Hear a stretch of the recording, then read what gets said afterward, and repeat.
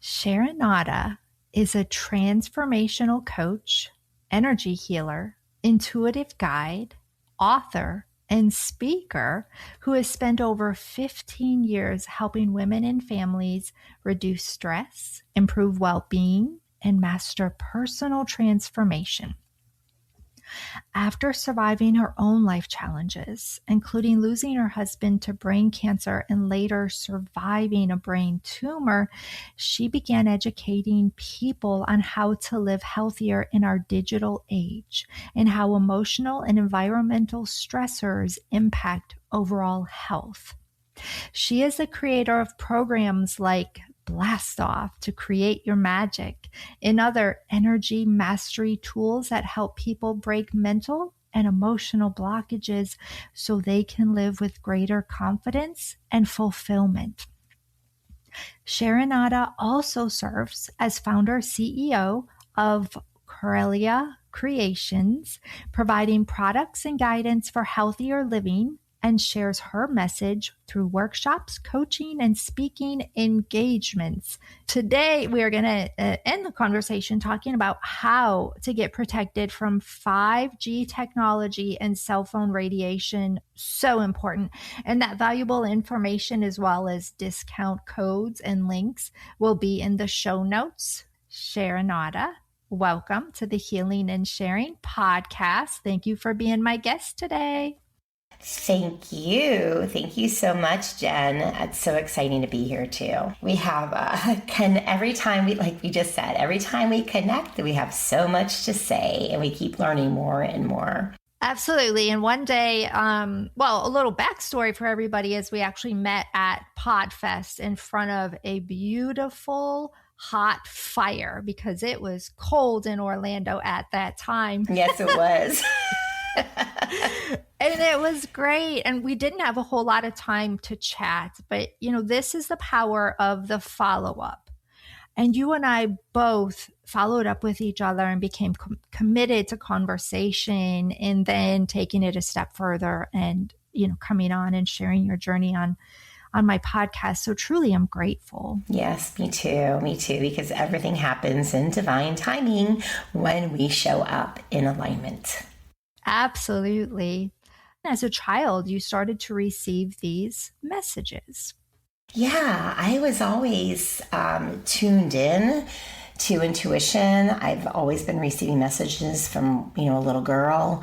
And then as I grew up, being in middle school and high school, I didn't want to be weird. So I kind of put it away and hid it and didn't let people know about it.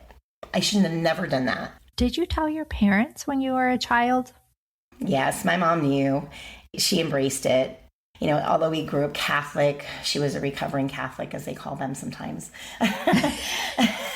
Went through the 12-step. I need to, I don't want to be a Catholic anymore, to work on herself. And so I was pretty much raised in middle part of my life, like middle school, high school with Louise Hay, Wayne Dyer, somebody would call it the New Age time, which was all about positivity and, looking at the world in a different way and reflecting on yourself, and so there was a lot of quotes all around the house and things like that mixed with spirituality. I was born with a cup half full. I'm always like the rose-colored glasses. I didn't have a ton of traumas, like huge, big things. But because of this lying to myself and hiding my gifts, it created traumas in my life because this is what I attracted. This is the law of attraction like no other. My first boyfriend, he was a liar. He just lied about small little things but it was constant. It was so obvious. I'm like, oh my God, why are you so ridiculous? Because you're such a liar. And so then I met another one and I'm like, wow, you're such a liar. You lie about everything. I'm like, what the heck? And how old were you at this time? This is high school. Oh, high school. Okay. And going into college. And then in college, I fell in love and with my, somebody I really, really adored. And, he was a pilot and came from a nice, well-to-do family, and he was the middle child, and he was an adventurous, and he was really fun. And, and I'm kind of the same way. And Come to find out, he was probably the biggest liar of them all, next to me, lying to myself the whole time. Because this is, we're like moths to the flame. This is what we do until we're in our alignment. And come to find out that he literally was an arsonist, and he was burning down buildings and lighting up fires and cars. And it was horrifying, and I did not know this. And then I was witness to an entire beach that went on fire, that he, we went to this bonfire at night, and he's like, oh, this is so romantic, blah, blah, blah. Stay in the car, and I'll go put the fire out. And as we leave, I see in the background in the rearview mirror, a huge fire, like wildfire going on. That was scary. It was fearful. And I'm like, what am I doing with this man? Well, come to find out that there was other stories that were attached to that. And when I left, I ended up leaving that area, and I came back home after college because I didn't want to go back and be with him. And even though everybody else around me was telling me that, we think, he's the one doing all this stuff, but, there's a pattern going on. Well, I don't want to see the pattern. And we all know there's patterns in life, right? Follow the patterns. The truth is revealed. That's when one thing led to another, and I was depositioned. And I said, well, yes, okay, these things happened, and they couldn't believe it. They're like, well, I said, listen, there's people involved. This is very important that he does not know who we are, where we're coming from, and please keep this all silent. Well, that did not happen. Even though he was arrested, he was out on bail or whatever for the arson. And then he went and murdered my ex-roommate with a knife. They opened the door, he went in, he murdered her. There's another girl there, and he, stabbed her almost to death, but she survived. Needless to say, here I am in my young 20s, devastated because I caused this. This was me, as my thoughts, my words, my actions going through my life. And I had massive reflection, like, what did I do? What did I do in my life? How did I get here? How is this all happening? And I had to do some deep, deep work on myself, because I knew that I was undeserving of these type of people in my life. I started doing the work and reflection, and I went to see a couple coaches. I started journaling for myself and listening to my journals of spirit coming through, God, whatever you believe in. But I know that this was the truth coming through, and started really looking into my reflection of my world. And I realized I had been lying to myself. Therefore, I kept escalating. How old were you? 22. 22. Wow. Mm-hmm. That is a lot in such a short amount of time. Yeah, it was. It was a lot. In your healing journey, you recognized, okay, this wasn't my fault. Oh, that took a long time. I never went to a psychologist, to talk about it. I went to hardcore, coaches, and did my own healing work through learning some of my own certifications that I went to, just so I can do deep dives on myself, learning it myself. And yeah, that was the hardest, to cut the cord on that attachment, because the guilt that I carried was so deep and very, very hard to cut. And I felt guilty for many, many, many years. And I think that's the biggest thing that people, for me, that I had to understand was like, it is not my fault. That was his actions, not mine, but in its life is a journey. It's a tapestry. Yeah. And then I ended up meeting my husband, and because of the work I was doing, I met a great, great guy. He was amazing. And now I'm like 24, and we fell in love, and that was really cool. He was also a middle child, but his family was atrocious. Liars. And it I was one separation. So I'm like, wow, I did really good. I met the great guy, but then it's the family. and I'm like, whew, well, at least I know I did the work. I need to do some more. Because to me, my mantra in life is totally, and it makes so much sense. And until right now did I realize, wow, it really goes back to a long time ago. I say I raise my children this way. My vibe attracts my tribe. Who you vibe with, your tribe, that's who you're attracting. And you want to get out of it, change who you are. I did get married to, my husband I fell in love with after working on myself and meeting this great, great guy. And then we had a child. and I had to medically abort the child because the child was going to die when it was born.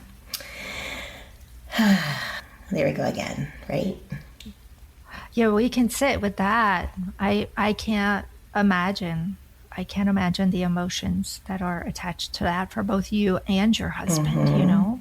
Yeah, that was pretty intensive, and I did not understand why that was happening, until, I think later in life you think about things. And I think the most beautiful thing was and I tell this to people, it's the biggest gift was my gynecologist, who was my doctor, at the time, my obstetrician. And he's like, do you want to hold the baby? And the baby now is, mind you, a little baby, right? But like I said, it was going to die when it hit the air, because it had anencephaly and spina bifida, which meant the whole entire back of the head and the back of the back, the whole spine and back of the skull will not form. So when it hits the air, it will die. And so he recommended aborting the child, and, rather than carrying full term.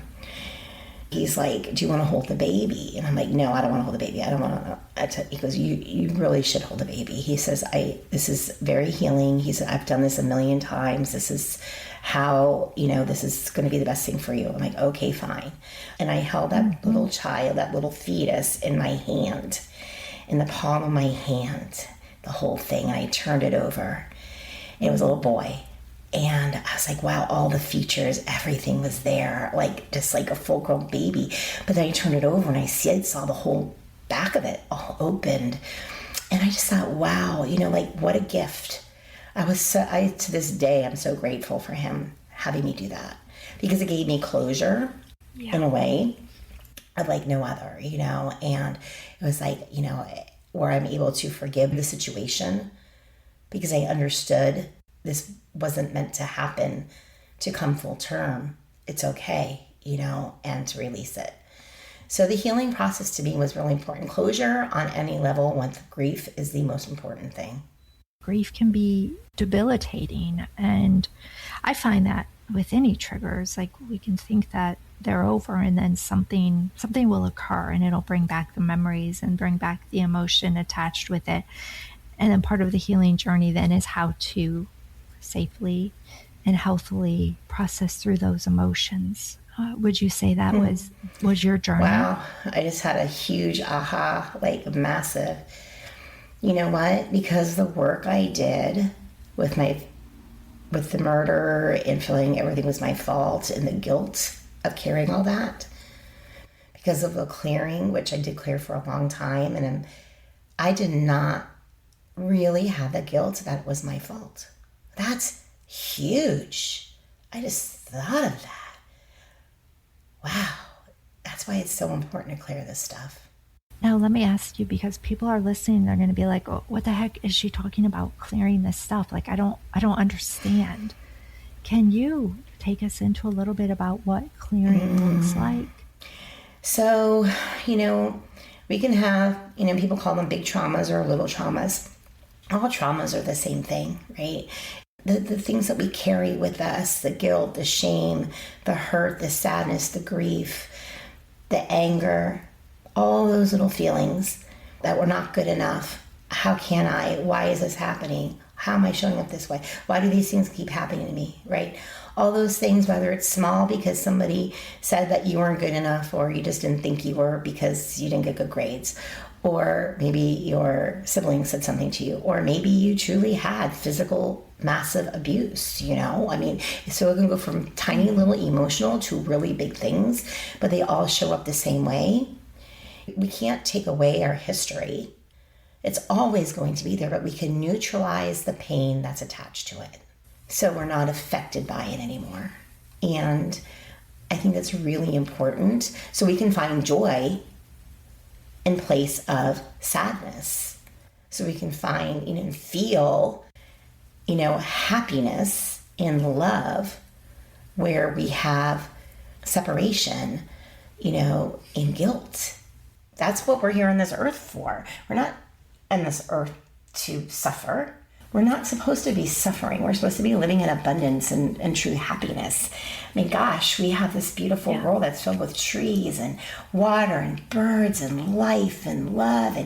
And we can, when we're happy, when we eat together, we're happy and we socialize and we laugh. And like living alone isn't fun. Living with people and with people that are, our tribe that we vibe with, it's like, that's the high life. And that's what we're intended to do on this earth.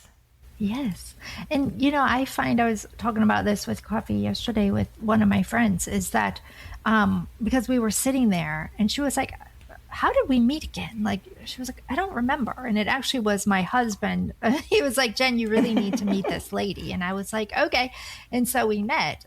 But I sat there and I said to her, I said, there's a reason bigger than us that we are sitting here having coffee, and it may reveal itself later in our conversation. It could be months down the road. It could be a year down the road, but it will reveal itself.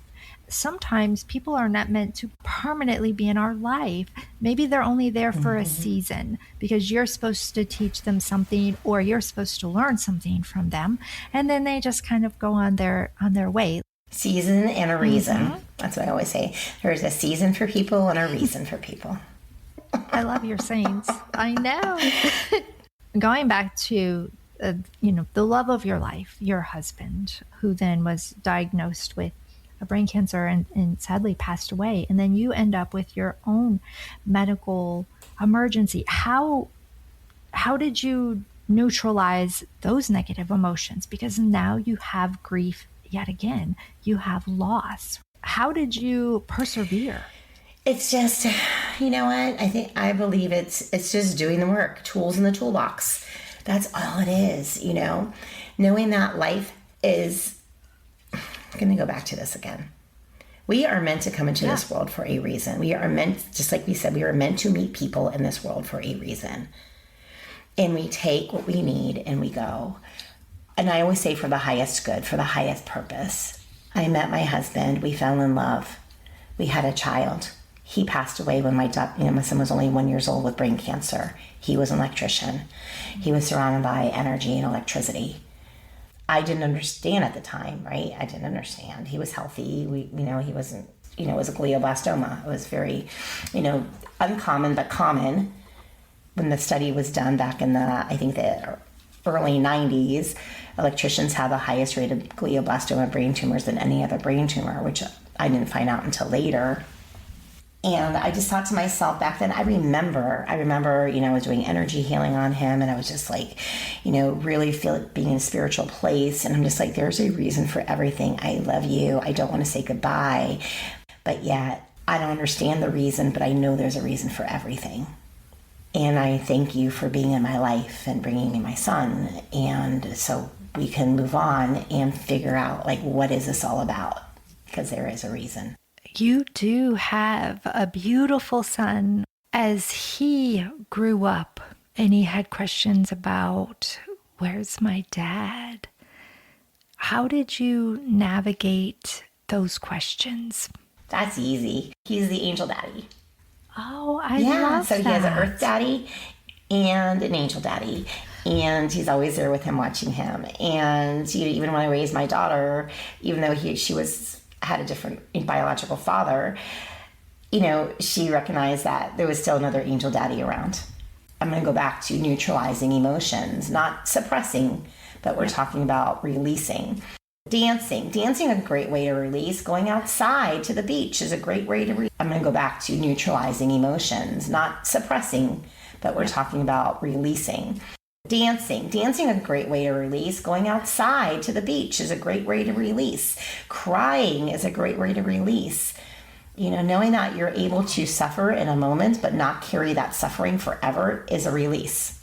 And that was always my tools. And so then little did I realize when I wasn't feeling well, a couple of years later, that's when I found out about EMF radiation and how it's affecting our life because somebody told me about it. This is going back to 2014.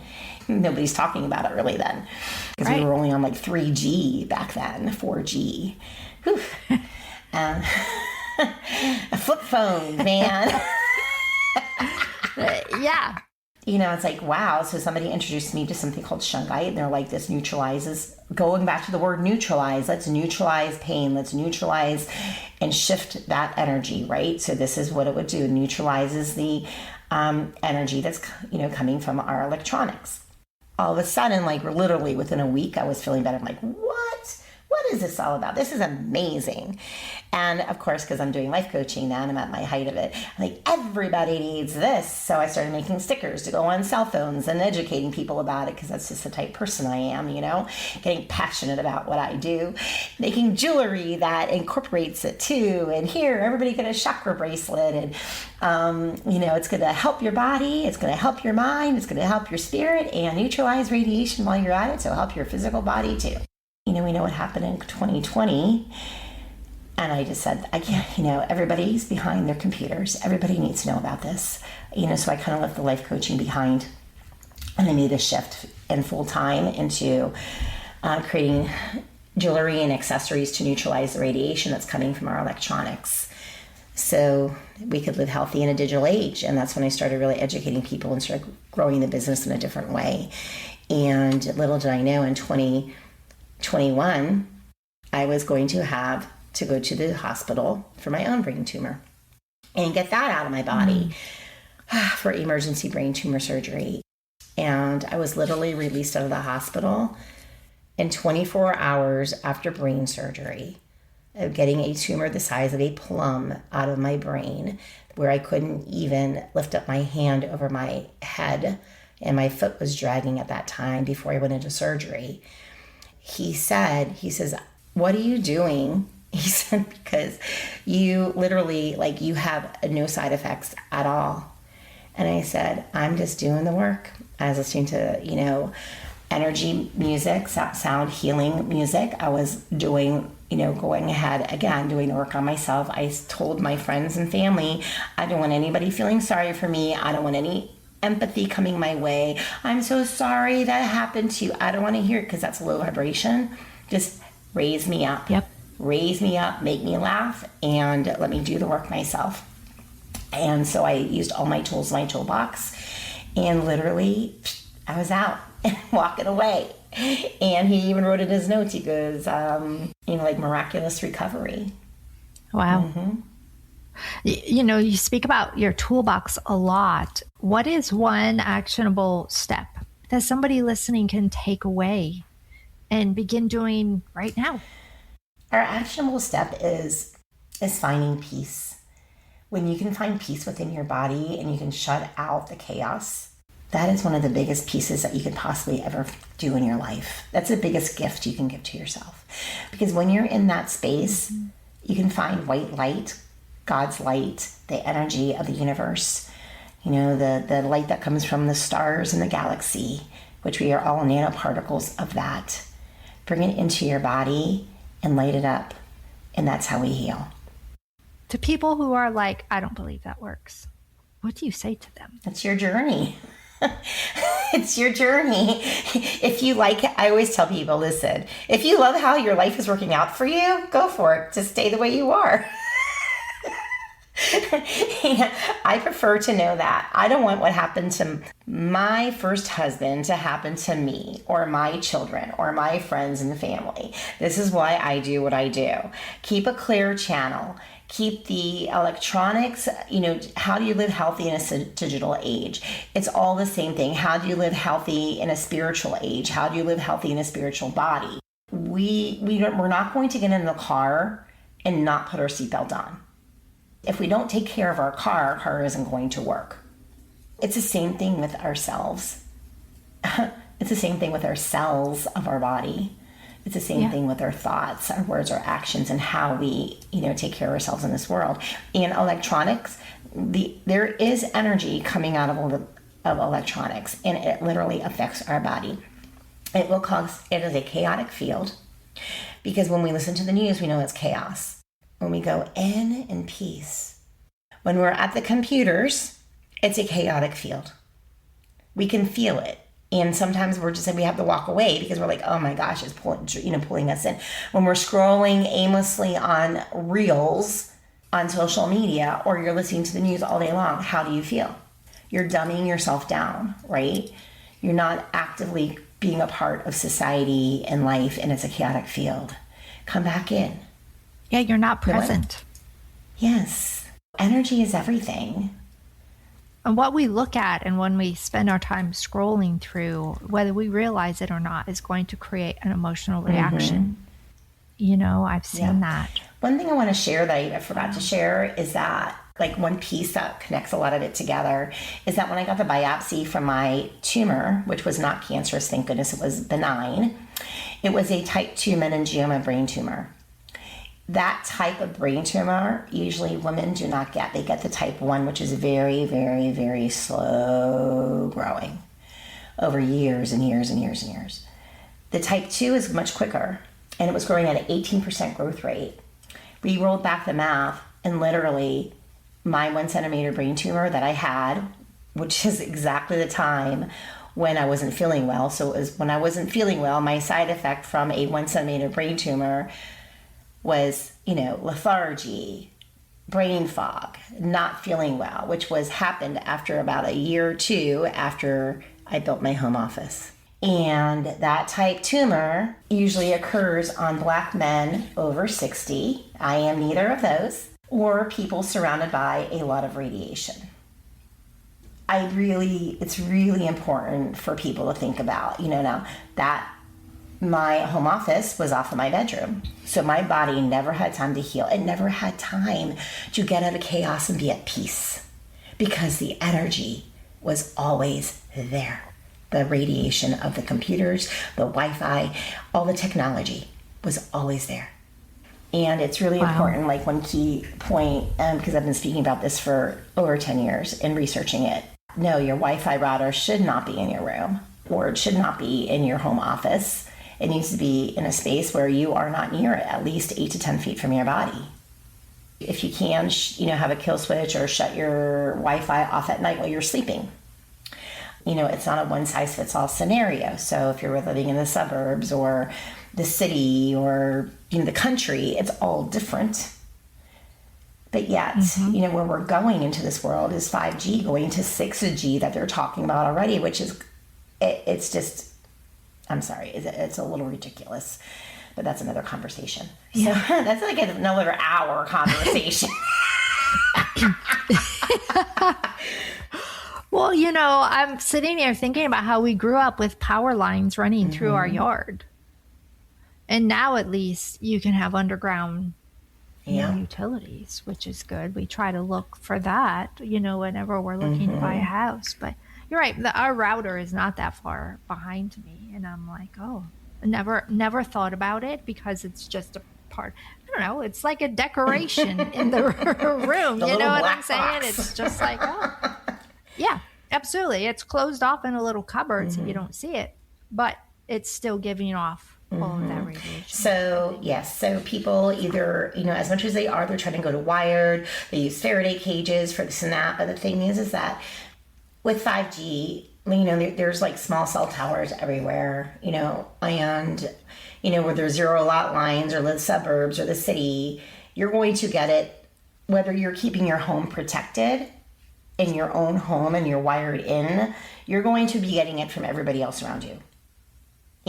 Or the smart meters that are on your homes, that are on the sides of the home. There's so much that goes into it. It's a lot of thinking. And that's why I created my little ebook, which makes it easy. And I'm giving that away for free on the link. That will be in the show notes.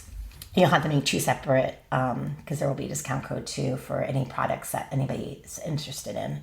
I just try to make it easy and say, look, here's like a essentials kit. Just get yourself started, or get a sticker, just put it on your phone. Little small steps will make a difference in your life, just like with your diet, just like with your thoughts, everything, shifting a little bit is a huge difference. So, don't go down the rabbit hole getting yourself all overwhelmed with it. And by the way, there's even, so many people are naysayers about it now. A lot of things have been scrubbed on. I'm just saying it, and this is the truth because we all know that. Last year, there was a lot of scrubbing on the internet with protocols and studies and, medical studies and things like that. And a lot of this stuff was shifted and it's not as available, the studies. You can go to Environmental Health Trust, ehtrust.org, environmentalhealthtrust.org. They're phenomenal. It's the entire website. They're huge advocates, and it's literally run by doctors and scientists. Yeah, it's really important to learn about it and open your eyes to a different world that you don't hear about online. Sherinata, you've provided so much valuable information, and thank you so much for sharing your journey with us as well. I know in the beginning you said you were nervous. Can I ask how you feel now? I feel great. And Good. yeah, thank you. That's a good question. I do feel good. It is a relief to talk about it. It's interesting, my own ahas that I got out of it. And I know that, it will help others. The story helps others. Absolutely. How you feel is so important to me, to be honest with you. So thank you for sharing. Small steps. I love that. That's kind of the message that you ended with. Exactly. Start with a little sticker on your cell phone and go from there and educate yourself. Sherinata, thank you for being my guest today on the Healing and Sharing podcast. I'm so happy to be here too. Thank you. Absolutely. And for those listening, thank you for joining us on this journey to learn anything and everything. Visit the website, thehealingandsharing.com. And remember, you are stronger than you think. Until next time.